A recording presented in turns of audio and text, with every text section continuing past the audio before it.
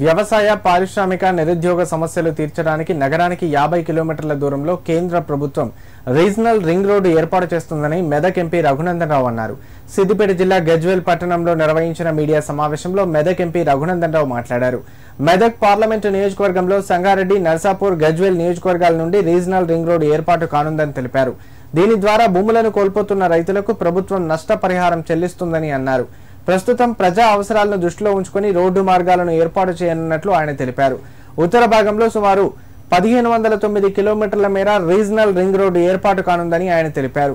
2021లోనే ring road భూసేకరణకు కేంద్ర ప్రభుత్వం ప్రతిపాదించినప్పటికీ గత ప్రభుత్వ పాలనలో భూసేకరణ పనులు నత్తనడకన జరిగి రీజనల్ రింగ్ రోడ్డు నిర్మాణ పనులు ప్రారంభానికి నోచుకోలేదన్నారు. 17,239 కోట్లతో సుమారు 158 కిలోమీటర్ల రోడ్డు నిర్మాణం కోసం కేంద్ర ప్రభుత్వం నిధులు కేటాయించిందన్నారు. అక్టోబర్ చివరి వారంలో రీజనల్ రింగ్ రోడ్ నిర్మాణానికి శంకుస్థాపన చేయనున్నట్లు ఎంపీ రఘునందన్ పేర్కొన్నారు.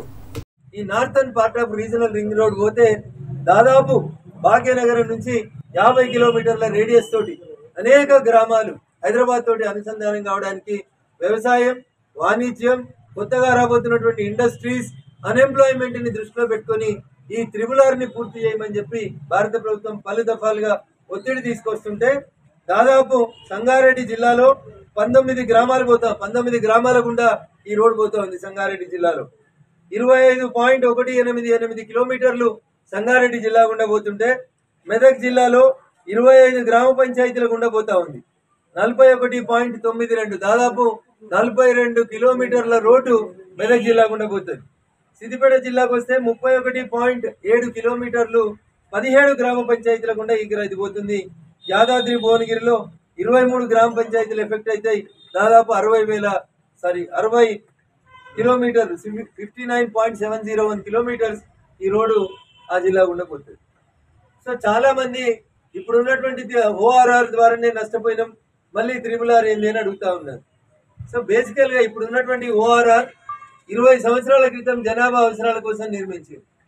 ఏ దేశమైనా చాలా మంది చెప్తారు అమెరికా అభివృద్ధి చెందిన దేశం అని చెప్తారు. అమెరికా అభివృద్ధి చెందింది ఎందుకంటే కావలసిన ఇన్ఫ్రాస్ట్రక్చర్ డెవలప్ చేస్తే ప్రజలు ఎంత దూరమైనా ట్రావెల్ చేస్తారు, వాళ్ళకి అది సౌలతి కల్పిస్తే బాగుంటుందనే ఉద్దేశంతో దాదాపు 35 నుంచి 40 అసెంబ్లీ నియోజకవర్గాల గుండా ఈ రోడ్డు ట్రావెల్ చేస్తూ వస్తుంది. సో చాలా వరకు 10 జిల్లాలు ఇది కవరేజ్ ఇస్తూ వస్తుంది. దీనివల్ల ప్రజలు తాము పండించిన పంటని, తమ వాణిజ్య వ్యవసాయ ఉత్పత్తుల్ని ఓపెన్ మార్కెట్ లో ఎక్కువ కాస్ట్ అమ్ముకోవడానికి అవకాశం ఉంటుంది. కాబట్టి గిర్మాపూర్ లో కొంత భాగం, నర్సాపూర్ నియోజకవర్గంలో ఉన్నటువంటి రెడ్డిపల్లి వద్ద కొన్ని అపోహల వల్ల రైతుల నుంచి కొంత ఇబ్బందులు వస్తా ఉన్నప్పటికీ కూడా అక్టోబర్ లో దసరా పండుగ సందర్భంగా ఈ త్రిబుల్ కి శంకుస్థాపన చేయాలనేటువంటి దిశగా భారత ప్రభుత్వం ఆలోచన చేస్తా ఉంది. కాబట్టి ఎక్కడైనా ల్యాండ్ ఎక్విజిషన్ కు సంబంధించి కానీ లేదా పేమెంట్ కంపన్సేషన్ పేమెంట్ విషయంలో కానీ ఏమైనా ఇబ్బందులు ఉన్నట్లయితే ప్రజలు కొంతవరకు అర్థం చేసుకొని ప్రభుత్వానికి సహకరించి త్రిబుల్ విషయంలో ఎవరికైనా ఎట్లాంటి ఇబ్బందులు వస్తే మీ మెదక్ పార్లమెంట్ సభ్యునిగా ఖచ్చితంగా మీతో అండగా ఉంటానని, మీ సమస్యల్ని నా దృష్టికి తీసుకొచ్చి సాధ్యమైనంత తొందరగా ఈ రోడ్డు నిర్మాణ పనులని ప్రారంభమయ్యేందుకు సహకరించాలని ఆయా గ్రామాల ప్రజలకి సవినయంగా అప్పీల్ చేస్తాను.